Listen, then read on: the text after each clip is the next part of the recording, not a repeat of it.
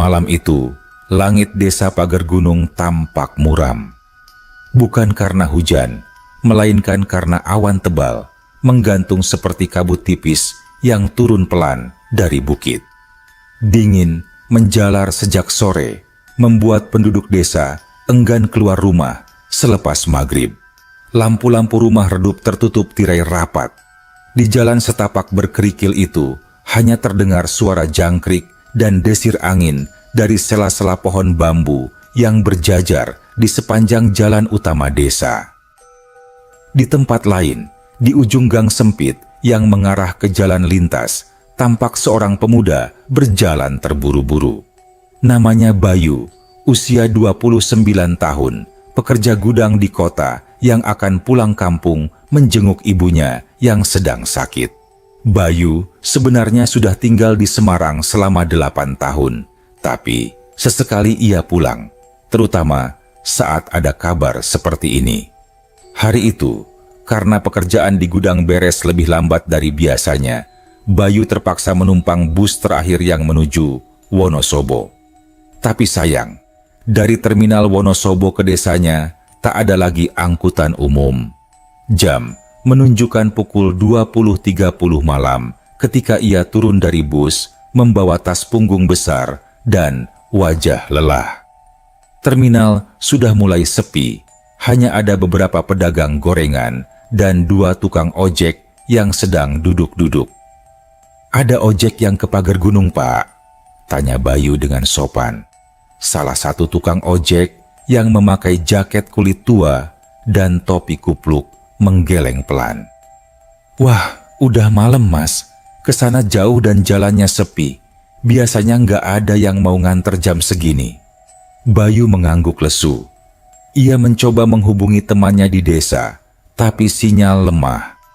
Tak ada balasan. Beberapa menit berlalu, dan ketika Bayu nyaris pasrah, hendak mencari tempat menginap di terminal, datanglah seseorang mengendarai motor bebek tua.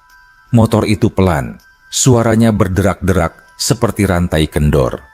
Orang itu berhenti tepat di depan Bayu, lalu membuka helmnya. Wajahnya ramah, sekitar 40 tahunan, kulit sawo matang, senyumnya hangat. Jaket parasutnya sudah lusuh, tapi bersih. Ia menatap Bayu sambil berkata, "Pagar Gunung ya, Mas?" Bayu mengangguk kaget. "Iya, Pak. Bapak tahu dari mana?" "Saya sering antar orang ke sana. Ayo naik, masih sempat kalau sekarang." Bayu sempat ragu.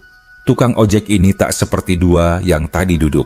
Ia datang entah dari mana, tapi wajahnya bersahabat dan suasananya mendesak.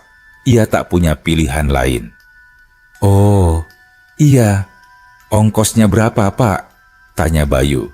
"Sukarela aja, Mas. Yang penting sampai." Tanpa pikir panjang, Bayu naik ke boncengan. Motor itu melaju perlahan keluar dari terminal, menuju jalan menanjak ke arah dusun. Perjalanan terasa aneh sejak awal. Motor itu nyaris tak pernah disalip atau menyalip siapapun. Jalan begitu lengang, tapi Bayu merasa udara sekitar lebih dingin dari biasanya, meski ia sudah sering melewati jalur ini. "Bapak sering nganter ke Pagar Gunung?" tanya Bayu membuka percakapan. "Saya dulu tinggal dekat situ, Mas. Jadi tahu jalanan sana luar dalam." "Oh ya? Sekarang tinggal di mana?" "Sudah pindah. Lebih jauh sedikit." Jawaban itu menggantung. Bayu tidak terlalu memperhatikan, pikirannya masih pada ibunya yang sakit. Tapi kemudian, ia mulai sadar sesuatu. Selama hampir 20 menit perjalanan, ia belum melihat satu kendaraan pun dari arah berlawanan. Tidak juga ada rumah yang menyala lampunya. Seakan dunia di sekeliling hanya milik mereka berdua. "Pak, ini lewat jalur mana ya?" tanya Bayu mulai was-was. "Lewat jalan lama, Mas. Lebih cepat, walau agak sepi. Tapi aman kok." Bayu diam. Ia tak begitu ingat ada jalan lama, tapi ia pikir mungkin memang ada jalur alternatif yang tak sering dilewati. Ia mencoba memotret jalanan, tapi ponselnya tiba-tiba mati. Padahal sebelumnya masih 32%. Ia menepuk-nepuk ponselnya, lalu menyimpannya kembali. Aneh, gumamnya. Sementara itu, motor terus melaju. Sekitar 5 menit kemudian, mereka melewati jembatan kayu kecil di atas sungai dangkal. Bayu sangat mengenali jembatan itu. Ia tahu bahwa itu artinya mereka sudah dekat dengan dusunnya. Tapi, satu hal membuatnya terdiam. Jembatan itu, menurut ingatannya, sudah roboh 2 tahun lalu. Hatinya mulai tak tenang. Ia menoleh ke kanan dan ke kiri, dan semakin menyadari bahwa rute yang dilewati terasa asing. Bukannya mendekati dusun, mereka justru seakan mengelilingi perbukitan. Jalan itu semakin sunyi, bahkan suara jangkrik pun menghilang. "Pak, yakin ini jalan ke pagar gunung?" tanyanya lagi, kali ini dengan nada lebih tegas. Sang pengendara tak menjawab langsung, hanya senyum kecil dari kaca spion yang terlihat. Kemudian ia berkata pelan, "Tenang saja mas, saya tahu jalannya." Bayu menggigit bibir, nalurinya mulai bicara. Tapi ia sudah terlalu jauh. Mau loncat dari motor pun tidak mungkin. Lalu tiba-tiba, di satu tikungan tajam, motor itu berhenti. Di depan mereka ada jalan menurun yang dikelilingi pohon-pohon besar. Kabut mulai turun dari atas bukit, pelan tapi tebal. Keduanya turun dari motor, memandang ke jalan di depan. "Mas Bayu, sampai sini aja saya bisa nganternya," katanya pelan, dengan suara yang agak berubah, lebih berat, lebih dalam. Bayu terperanjat. "Loh, kok Bapak tahu nama saya?" Tukang ojek itu diam. Wajahnya tiba-tiba pucat di bawah cahaya bulan yang samar. Bayu mulai mundur pelan, jantungnya berdetak semakin keras. "Maaf, tapi saya harus pamit. Jalan ini bukan buat yang masih hidup." Bayu menatap tajam. "Apa maksud Bapak?"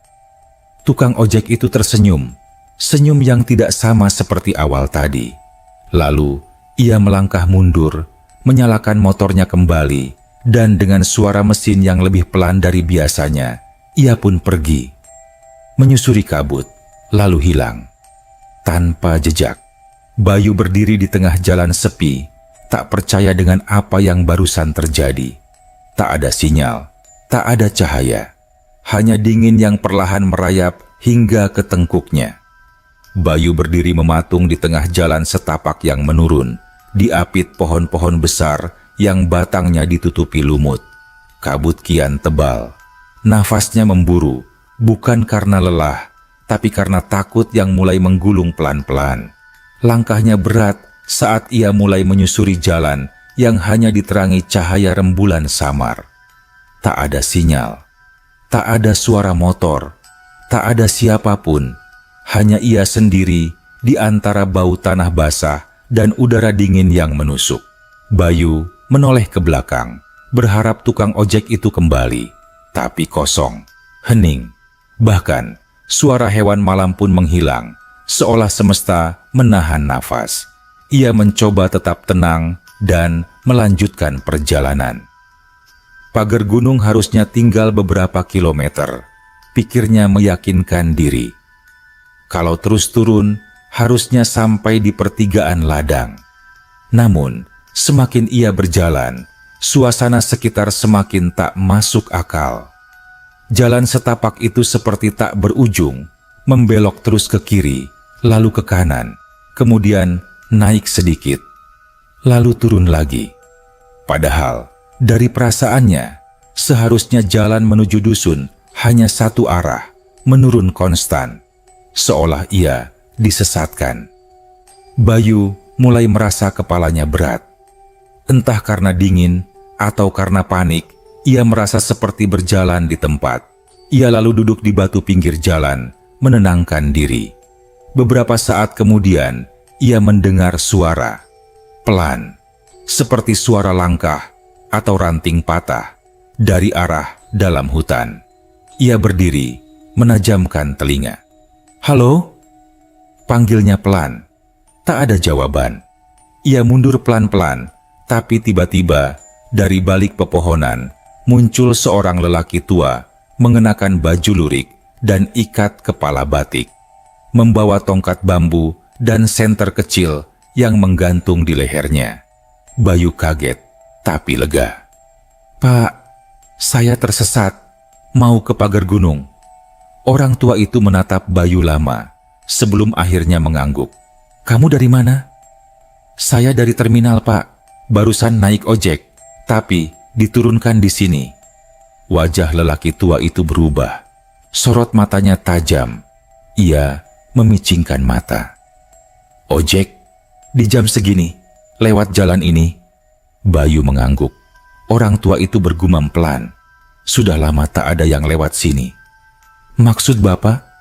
Alih-alih menjawab, orang tua itu memberi isyarat agar Bayu mengikutinya.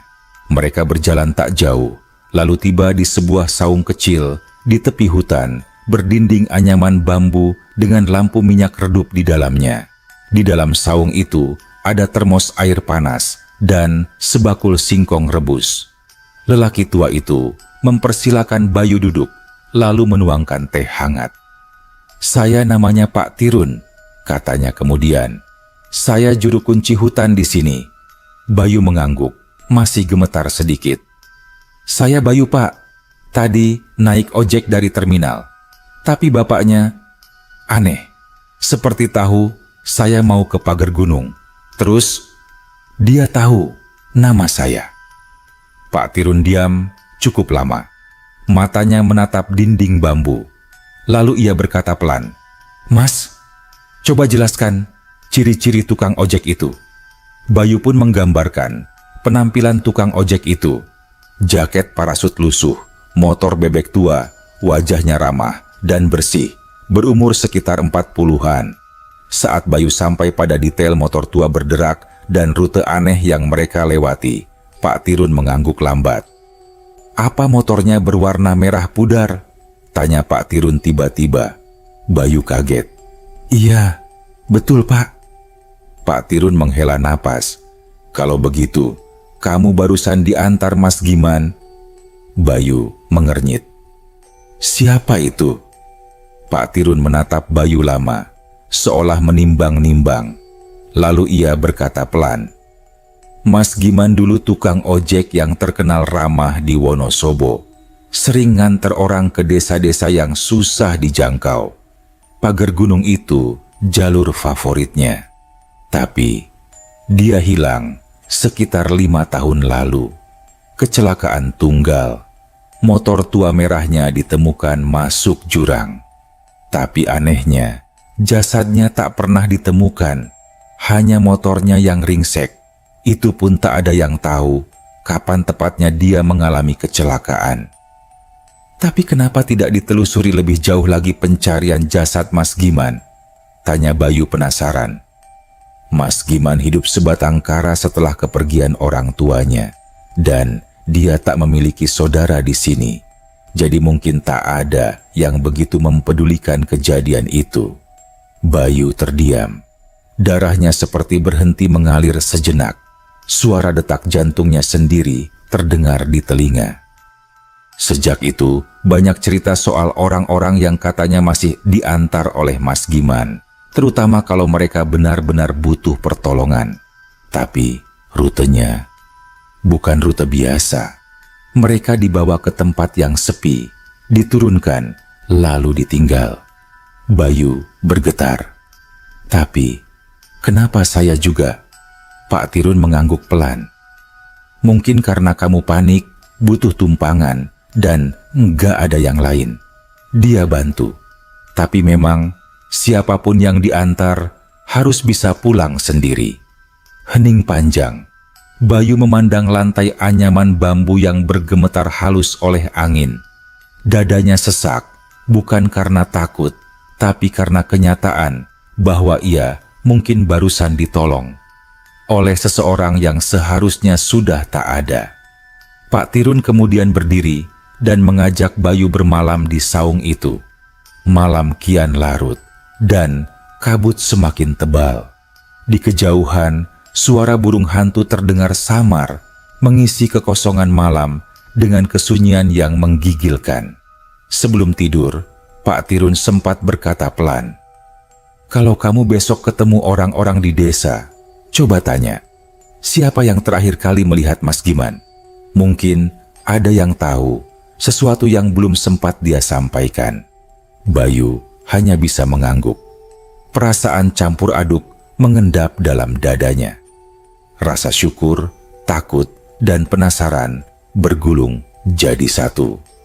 Malam itu, ia tidur dalam dingin yang menggigit, namun dalam pelukan saung kecil. Pagi, di kaki bukit pagar gunung selalu datang perlahan, diselimuti embun dan suara burung yang menggema dari balik hutan. Ketika Bayu membuka mata, sinar matahari yang malu-malu sudah menyusup dari sela dinding bambu saung Pak Tirun.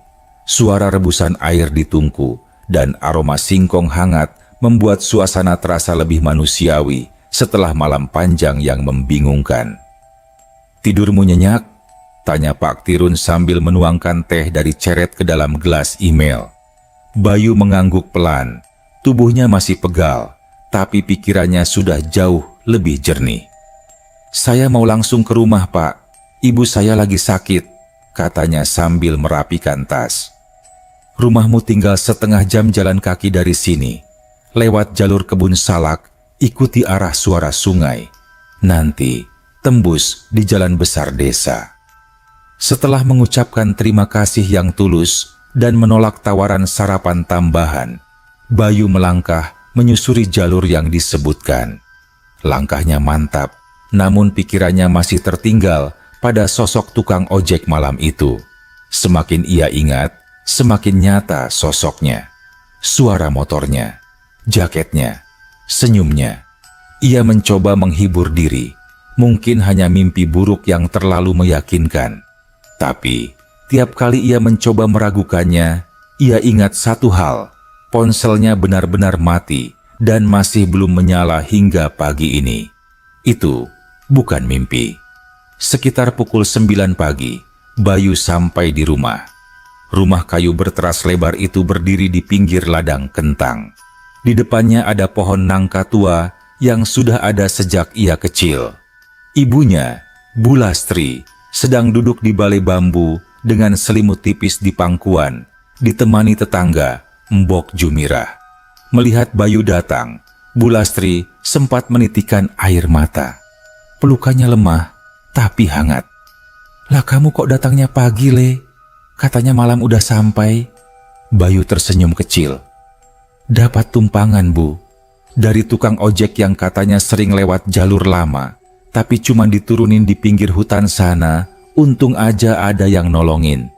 Mbok Jumirah menoleh cepat. "Jalur lama? Yang lewat bawah Bukit Kemuning?" Bayu mengangguk. "Iya, lewat jembatan kayu kecil." Keduanya terdiam. Bu Lastri memegang tangan Bayu lebih erat. "Bay, jembatan kayu itu udah nggak bisa dilewati sejak 2 tahun lalu. Ambles waktu musim hujan. Nggak ada lagi yang lewat situ," kata Mbok Jumirah lirih. Bayu merinding. Ia belum menceritakan semuanya. Tapi satu hal kini terasa nyata. Apa yang ia alami semalam bukan kebetulan. Bu kenal sama tukang ojek namanya Mas Giman?" Bu Lastri dan Mbok Jumirah saling pandang sebelum akhirnya Bu Lastri mengangguk pelan. "Giman tukang ojek? Dulu dia sering nganter orang desa ke kota. Baik, nggak neko-neko. Tapi hilang 5 tahun lalu. Cuma motornya yang ditemukan." Bayu duduk perlahan. "Saya tadi malam diantar sama dia." Ucapan itu membuat Mbok Jumirah menutup mulut dengan tangan gemetar. Bu Lastri hanya menatap Bayu, mencoba memahami maksudnya. Dan dari wajah Bayu, ia tahu anaknya tidak sedang bercanda. Malam itu, di terminal, nggak ada yang mau nganter. Lalu tiba-tiba, dia datang. Motor tua, jaket parasut, senyumnya ramah, Tapi dia tahu nama saya, Bu. Bahkan tahu saya mau ke pagar gunung. Mbok Jumirah merapikan kerudungnya yang sedikit tergeser. Kamu mungkin dapat izin buat lihat dia, tapi biasanya kalau sudah ada yang ngalami kayak gitu, artinya arwahnya belum selesai. Selesai? Gimana maksudnya? Tanya Bayu. Bisa jadi ada sesuatu yang belum sempat disampaikan, atau ada orang yang belum sempat ditemui. Bayu termenung. Ia bukan orang yang terlalu percaya hal-hal gaib, tapi semua ini terlalu nyata untuk diabaikan. Beberapa hari setelah kepulangan Bayu, kabar pertemuannya dengan tukang ojek hantu menyebar di desa. Ada yang menganggapnya pertanda buruk. Ada pula yang meyakini itu wujud kebaikan terakhir dari almarhum Giman. Tapi satu hal yang pasti, nama Giman kembali diperbincangkan dan banyak yang mulai menceritakan kenangan masing-masing tentangnya. Bayu didorong rasa penasaran, mulai bertanya ke warga satu persatu. Bapak masih ingat Mas Giman? Tanya Bayu pada Pak Darto, mantan kepala desa. Lah, ya ingat. Giman itu anak almarhum Pak Harto yang tinggal di ujung desa. Rajin, jujur, kerja keras. Tapi waktu ibunya meninggal, dia sering menyendiri. Waktu terakhir sebelum hilang saat kecelakaan, dia katanya nganter penumpang ke arah Kali Kuning. Tapi setelah itu nggak pernah kembali lagi. Ada yang tahu siapa penumpang terakhirnya? Pak Darto menggeleng. Enggak, cuma katanya malam itu dia buru-buru. Katanya, penting banget katanya. Kata-kata itu membuat Bayu makin penasaran. Ia pun memutuskan mendatangi rumah tua di ujung desa, rumah almarhum Giman yang kini kosong. Penuh debu dan rumput liar, tapi jendela depannya masih utuh. Bayu berdiri lama di depan rumah itu, merasakan udara diam yang aneh. Tak ada apa-apa, tapi juga seolah ada sesuatu. Lalu datang seorang lelaki tua dengan topi caping dan tongkat kayu. Ngapain nak? Tanyanya. Bayu menoleh. Mau tanya-tanya soal Mas Giman, Mbah? Lelaki itu mengangguk. Aku dulunya tetangganya. Waktu sebelum dia hilang, aku lihat dia sempat nitip surat, tapi nggak sempat disampaikan. Bayu terperanjat. Surat? Untuk siapa?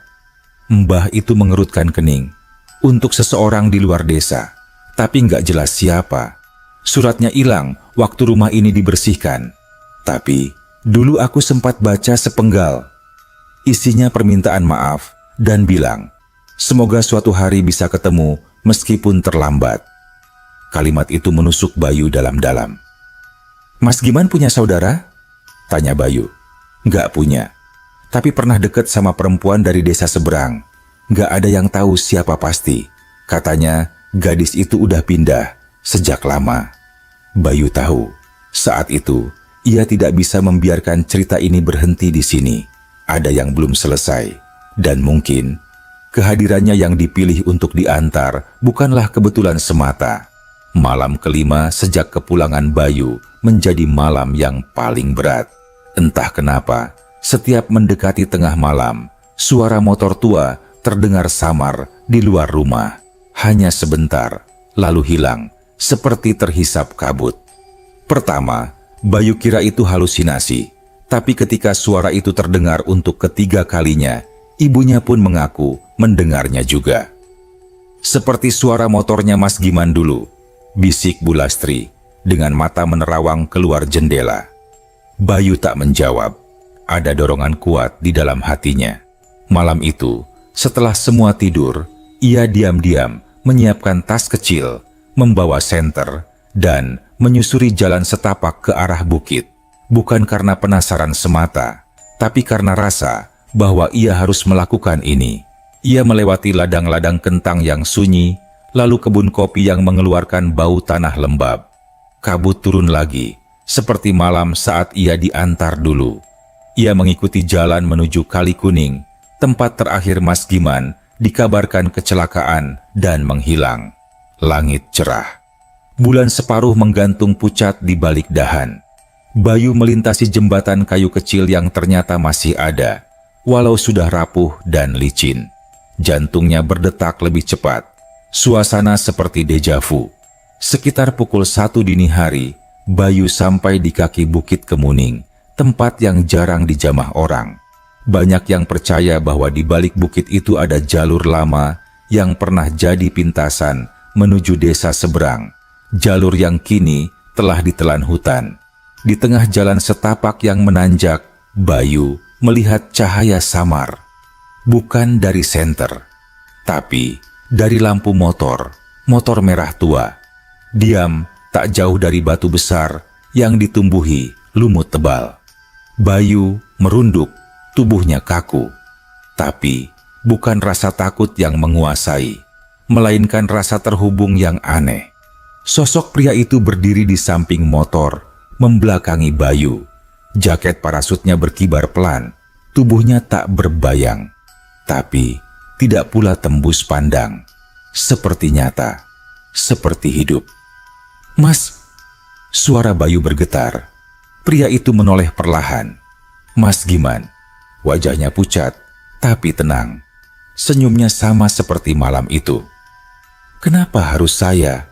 tanya Bayu lirih. Mas Giman menatapnya sejenak, lalu menunjuk ke arah atas bukit. "Di sana masih ada yang belum tahu aku nggak pernah pulang." Bayu mengikuti arah jari itu. Di atas bukit terlihat cahaya rumah kecil, seperti pondok atau warung lama. Cahaya itu redup, tapi nyata. Tanpa berkata apa-apa lagi, Mas Giman berjalan ke arah sana. Bayu mengikutinya. Langkah mereka tenang. Sepanjang jalan, Bayu mendengar suara gemerisik dedaunan, diselingi bisikan lirih. Tapi ia tak berani menoleh.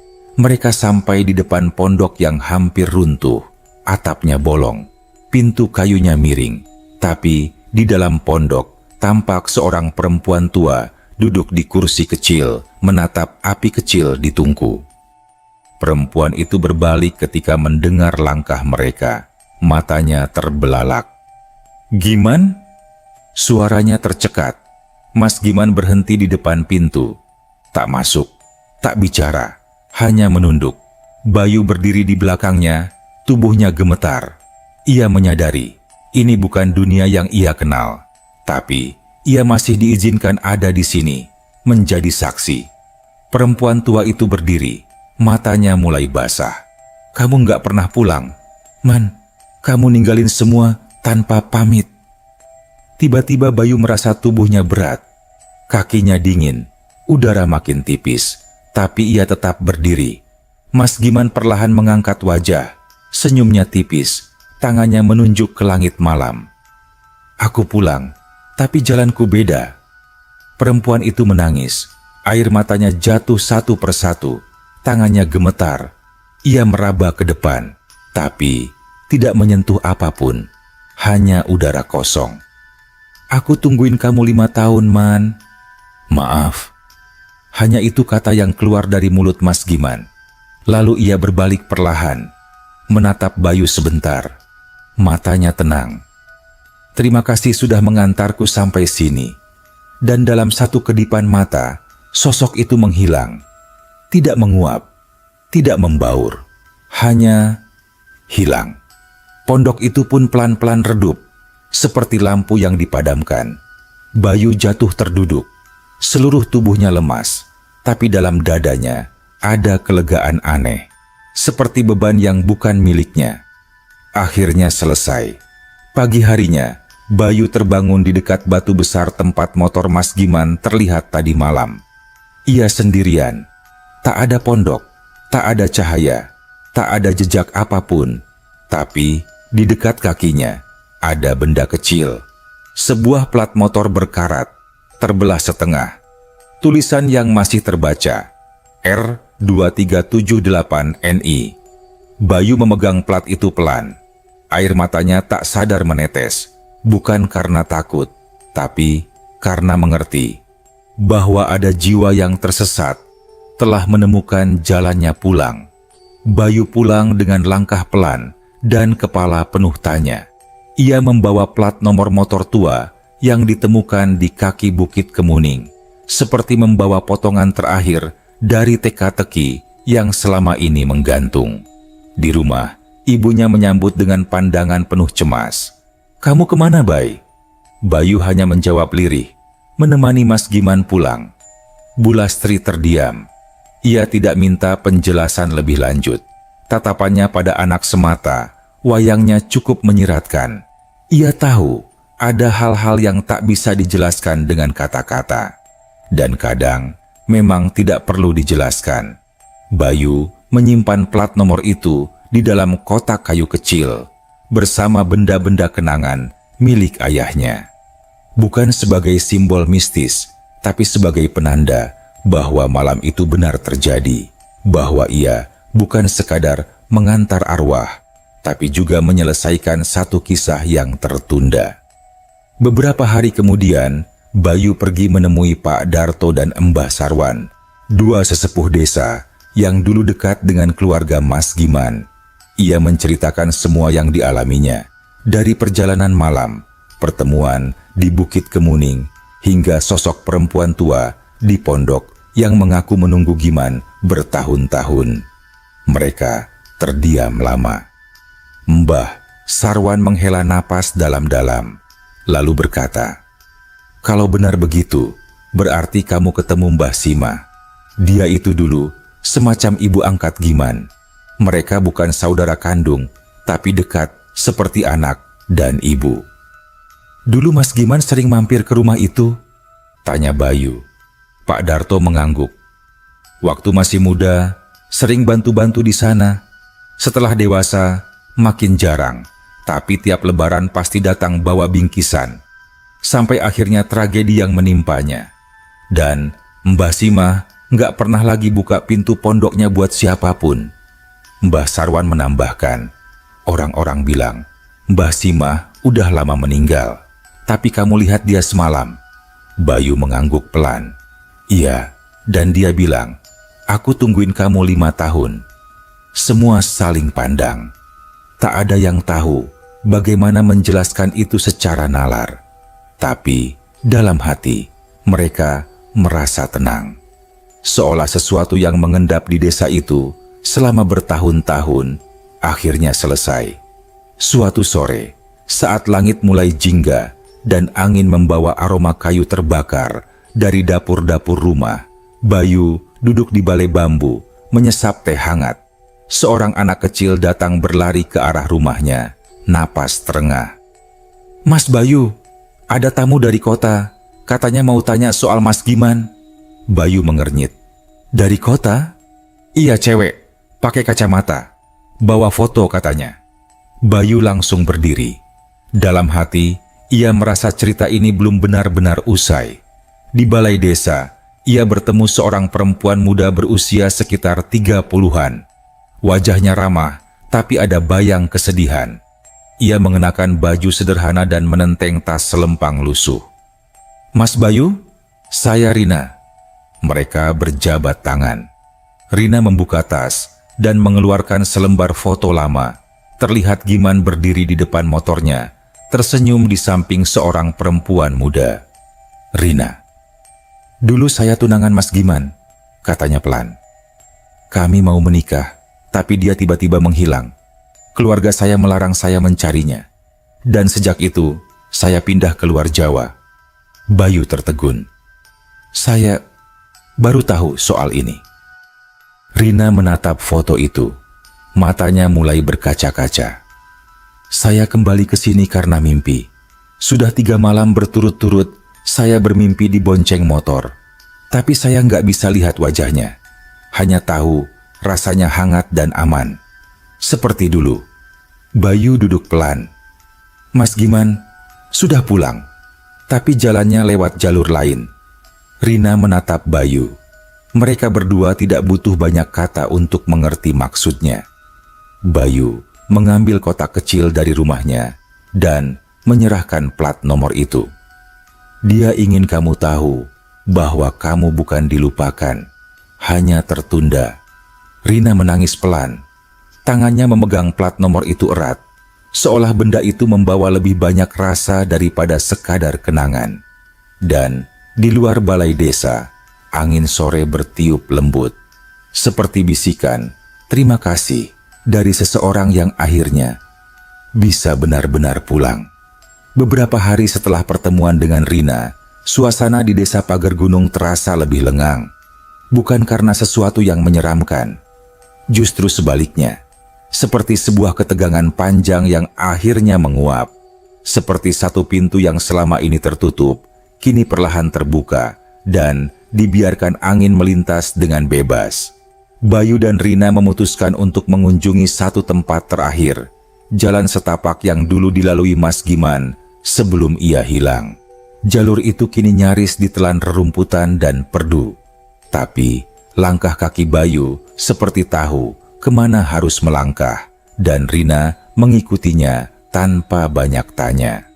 Mereka sampai di sebuah cekungan tanah di sisi bukit. Di situ, tertimbun dalam semak dan akar pohon, mereka menemukan rangka motor tua, sisa kerangka besi berkarat, remuk, dan ditelan waktu. Tidak utuh, tapi cukup untuk dikenali. Bayu hanya berdiri diam. Ia tidak terkejut, bagian dari dirinya sudah menduga. "Aku rasa Mas Giman tidak pernah meninggalkan desa ini jauh-jauh," katanya pelan. Rina menunduk, mengelus bagian jok yang masih bisa disentuh. "Dia mencoba pulang, tapi mungkin kecelakaan di sini," gumamnya. Dan sejak itu, tak ada yang benar-benar tahu di mana dia. Mereka tidak menggali lebih jauh, tidak melapor, tidak membawa apa-apa, hanya menandai tempat itu dengan seikat ilalang dan menabur bunga kecil. Karena mereka tahu, jasad mungkin tertinggal, tapi jiwa Mas Giman sudah lebih dulu kembali. Beberapa minggu berlalu, Rina memutuskan kembali ke kota tempat ia tinggal dan bekerja sebagai pengajar. Tapi sebelum pergi, ia datang ke rumah Bayu untuk berpamitan. "Aku nggak tahu ini pertemuan atau perpisahan, Mas Bayu," katanya sambil tersenyum kecil. "Tapi aku percaya ada alasan kenapa kita dipertemukan lewat seseorang yang sudah lama pergi." Bayu mengangguk. "Kadang yang sudah pergi justru menghubungkan kita dengan hal-hal baru." Rina menatapnya sejenak, lalu membuka tas kecilnya dan menyerahkan sesuatu. Foto Mas Giman muda dengan motornya kini sudah dibingkai kayu sederhana. "Simpan ini, mungkin bisa jadi pengingat bahwa perjalanan kita nggak selalu harus masuk akal, tapi harus dijalani dengan hati." Bayu menerima foto itu dengan tenang. Tak banyak kata. Sore itu, Rina pergi. Tapi bukan dalam suasana sedih. Justru seperti seorang peziarah yang telah menyampaikan doanya. Malam harinya, Bayu duduk sendirian di beranda. Lampu minyak redup menyala, dan di sampingnya, foto Mas Giman berdiri diam dalam bingkai kayu. Dari kejauhan, samar, terdengar suara motor tua, pelan, lalu menghilang. Bayu tersenyum kecil. Ia tidak bangkit, tidak mencari. Ia tahu, itu bukan untuk ditakuti, bukan untuk diburu, tapi untuk dikenang. Sebuah tumpangan terakhir yang tak pernah membawa maut, tapi justru menghantar pulang mereka yang tersesat. Bukan hantu menakutkan, tapi seseorang yang cuma ingin satu hal, pulang dengan tenang.